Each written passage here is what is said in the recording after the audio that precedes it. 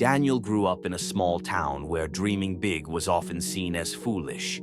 People believed success was reserved for a select few, those born with money, talent, or powerful connections. Daniel had none of those advantages. What he did have was a restless heart and a dream that refused to let go. From an early age, failure followed him everywhere. School was a constant struggle. No matter how hard he tried, his results were always average or worse. Teachers quietly labeled him slow. Classmates made fun of him. With every setback, his confidence faded a little more. After graduation, life didn't improve. Job application after job application, rejection emails, or no reply at all. He watched his friends move forward while he remained stuck. At night, lying awake in silence, one question haunted him. Am I really good for nothing? Still, Daniel didn't give up. He started a small business, invested all his savings, and worked day and night. Within a year, it collapsed.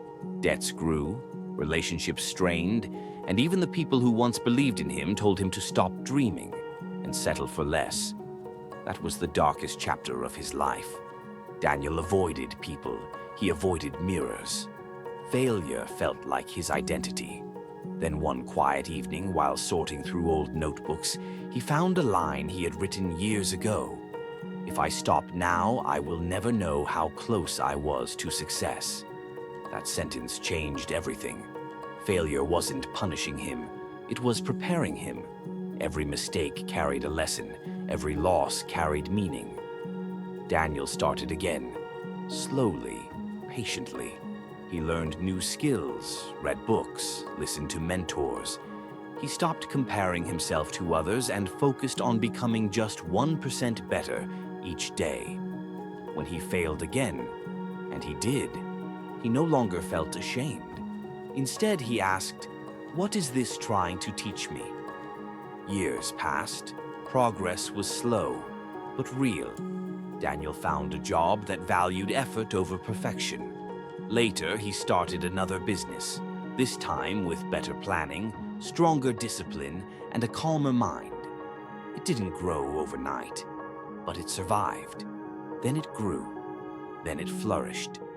One day, Daniel was invited to speak at a small event. Looking at the audience, he saw his younger self, confused, discouraged, afraid of failure. He smiled and said, "Failure didn't destroy me. Giving up almost did. Every failure was a step forward, not a dead end." Daniel's story was never about luck or talent. It was about persistence, standing up one more time than he fell, believing in growth, even when the world only saw defeat.